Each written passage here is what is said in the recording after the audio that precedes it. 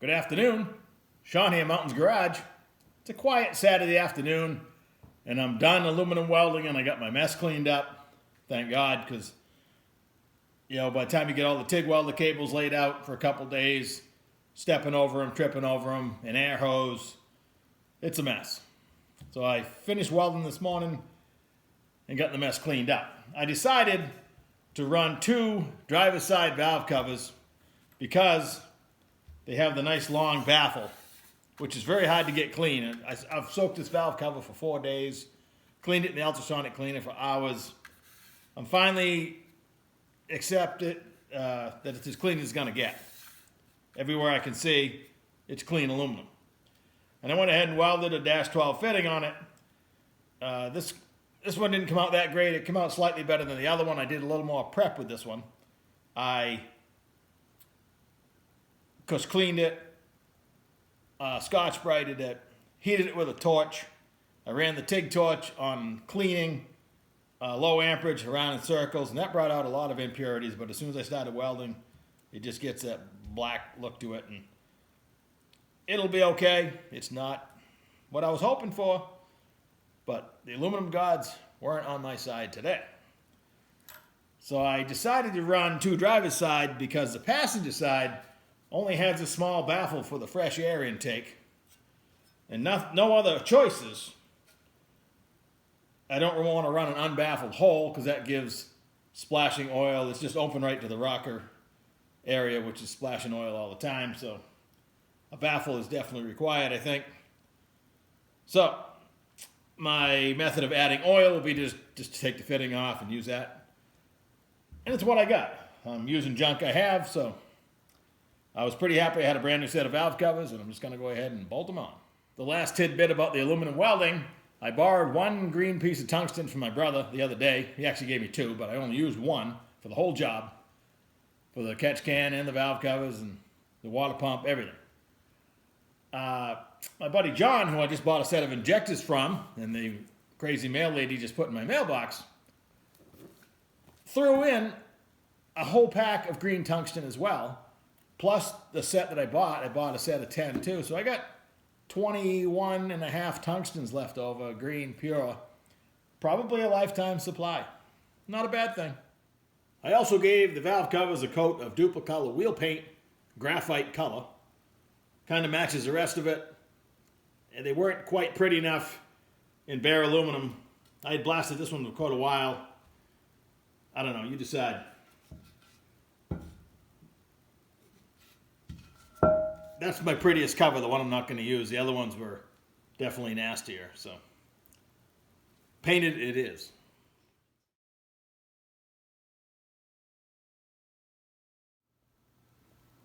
I did stick the water pump on when I was done torturing it. It actually doesn't spin or wobble or anything funny. Still need to find another fitting. That's on my list. This is the basic concept of the valve cover. Probably going to mount the catch can up on the firewall somewhere. And I'll run from the back of that valve cover and along the way this way. I laugh at the engine stand that this engine is on. I have 2 hand crank ones, and I've yet to build an engine on the hand crank stand. I look forward to that. This was on this 6-liter, and I don't remember where I got it.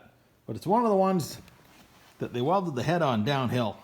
So the whole engine's downhill, which makes it kind of odd. And it's tilted to the right, and I can adjust that by adjusting these, and I will before I use it again, but it's sitting here drooping to the right and downhill. Looks pretty sad. I'm still in the design phase of my expansion plug retainers, but I'll get there eventually. I did harvest a idle air control and a throttle position sensor. I cleaned it up as best I could. It's not pretty. But if it doesn't work, I got about 25 more of them. I picked up this fuel rail set a 3 years ago at this point, and it seems to be probably copied off a Holly with the staggered bolt patterns. It's nice enough to use, and I have it.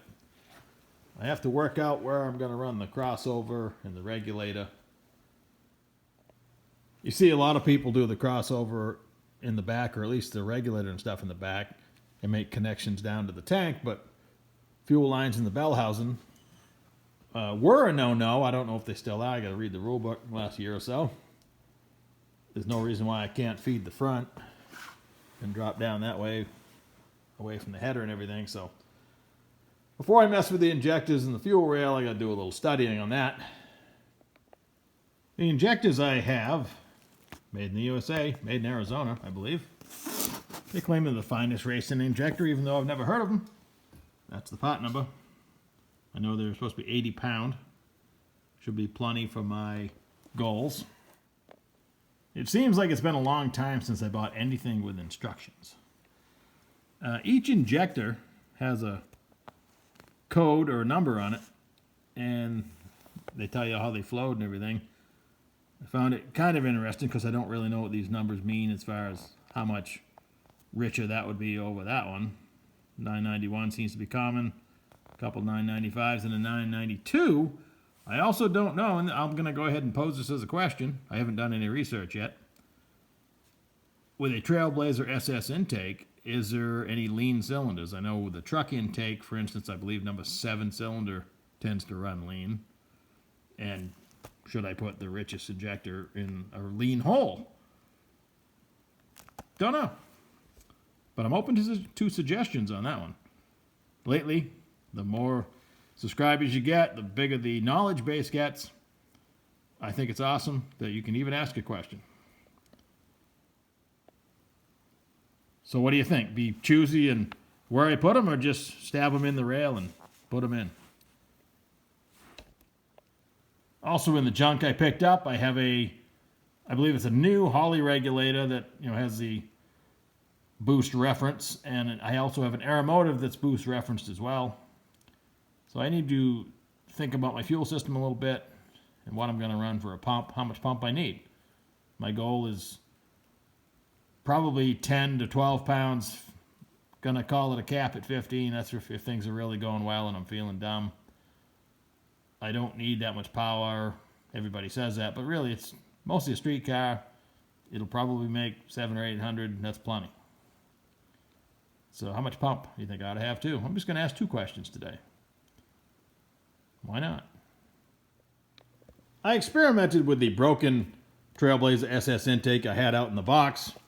It has a fuel rail tower that's cracked. You could probably glue it back on and save it, but just for kicks, I tried tapping this vacuum port right here, and the plastic's pretty thin.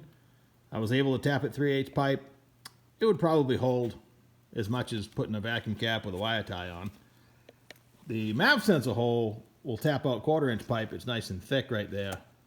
That would be great if I decide to run the map sensor that screws into 1/8 inch or 1/4 inch pipe on the block I'm going to have on the firewall. I found this emissions fitting on the Trailblazer SS intake, and I have all the nylon push stuff. I could make a nice line up to my block, so I'll probably feed my block with this, which leads me I don't have a need for this, but I'll deal with that down the road. It's probably going to sit vacant. I don't know from what I know now, if I really want to tap it, so I'd probably cap it. I wasn't meaning to rhyme there. Holley makes a rail mounting bracket for the Trailblazer SS intake. For their rails, my generic rails are probably a copy. So I'm not sure if I'm going to spend $40 on the Holley brackets or try to make something. We'll cross that bridge when we come to it. So pretty much I'm going to pull the intake off. It's just sitting there with the bolts loose anyway. Tape up the ports and go ahead and install the engine and the transmission in the car. So I'll pull out the dummy motor, which this motor actually runs. It's been a long time since it ran, but I've actually done a compression check on it. It still blows 180 in all the holes. It was even spitting out fuel and everything else in there, but it's sat in the shed for 7 or 8 years and it still blows 180 pounds, so she's healthy. Relatively clean. So I'm going to pull this out. I'll swap the mounts over to the other set of brackets. We talked about that months ago. That's going to move the engine about a 1/2 inch to 3/4 of an inch ahead. and everything should sit down. Should be honeymoon. If it doesn't, I'm going to build a set of mounts. I'm curious to see on this side if the oil pan I have with the 1/2 inch MPT fitting is going to allow me to mount the drain over here with the power steering. That stupid power steering rack is still in the way. I'm probably going to have to deal with that eventually. I'm going to keep trying to work with it, but we'll see if it gets the axe or not. I wish if I could go back in time 2 or 3 weeks. My timing cover that's on the 6-liter, I wish I had gone ahead and bored these out, welded in the 2 -10 fittings, and just capped them. There's plenty of room. And that way they would always be done. Even though I was happy with the oil pan, had a drain on either side, and then I get looking over here and I said, well, it might be tight, there might be plenty of room. There's only one way to find out. I could either measure or just put it in and find out. The firewall and stuff will be pretty enough. I got to redo all the brake lines and stuff. And of course, take apart the front suspension and fix all the mounting bolts. It's all brand new stuff, just not mounted correctly. So I'll clean up the subframe a little bit, and it all looked pretty good. And I'm not sure the engine's going to be in final, but it'll be in there. And if I actually bolt the transmission to it, solve my converter spacing mystery from a month ago, and actually bolt the transmission in there, it'll be transmission number 7 for this car, but it'll actually be bolted down, probably prevent me from selling it. So before this week is done, the new 6-liter will be mounted in here with my new transmission and torque converter, shields, everything should be good to go. And then I'll pull the rear end out. This is a 389 Detroit locker, 31 spline. I have 315, 350, 370, and 410. I believe I'm going to either run the 315 or the 350. I'm going to use all 3 speeds in the 400, so that'll be a 2.48 first gear, and probably the 315 might even be where I start in the rear. It'll make the car really drivable, and the starting line ratio is still in tune, if you will. So it's a deep subject. A lot of people run, they leave in second gear, that's 148, and they run like a 410 to a 430 gear, but that's not really drivable. If I run the 3-speed, the 248 first gear, and somewhere in the mid 3s to low 3 is a gear set, that's going to be a nice driving car and still technically accelerate the same and have more top end, because high gear is 1-to-1, as we all know. But I'm just going to pop the rear out, reinforce all the brackets, reinforce the shock mounts, reinforce the rear end as much as I can, because it wasn't done right the first time. That'll be a fun little project. And decide on rear brakes. I have drums that are new. I have a whole disc brake set up with a parking brake.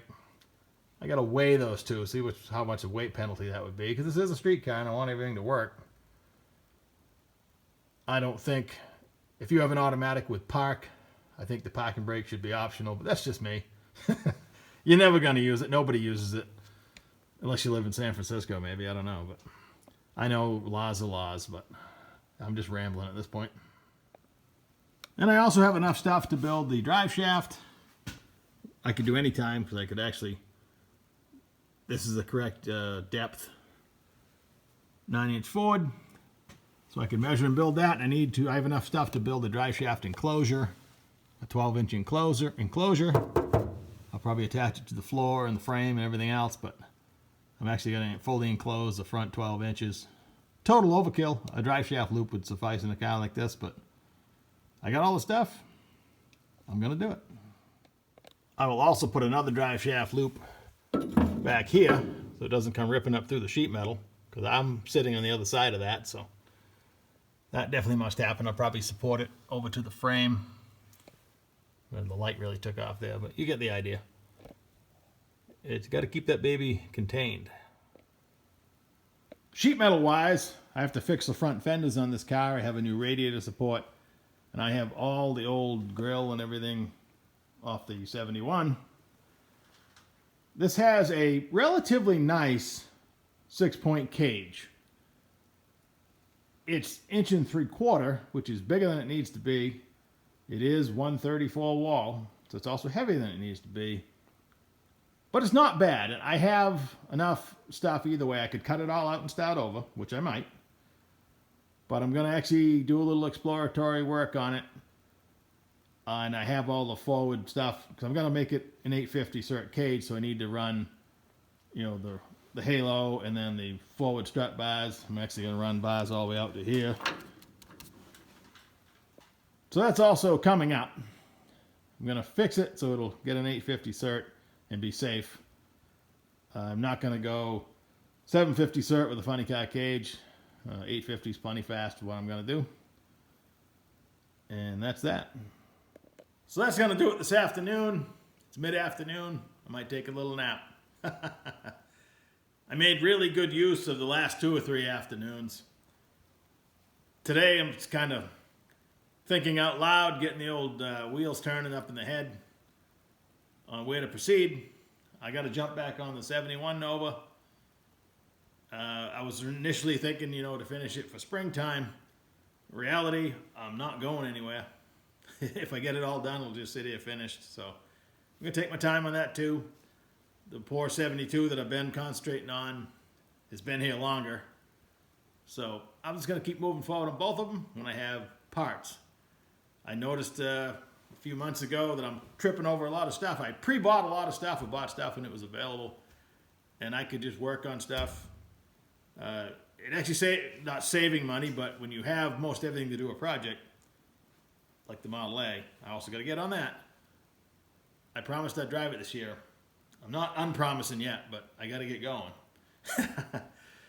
Anyway, you know, if you only need a nut or a bolt or a gasket and you have everything else to do it, it's just sitting here. It doesn't make any sense not to do it. But I'm really good at starting new projects. Diary of a Madman. Hope you're having a great weekend. Like, share, subscribe, click the bell. Enjoy your weekend. Talk to you soon.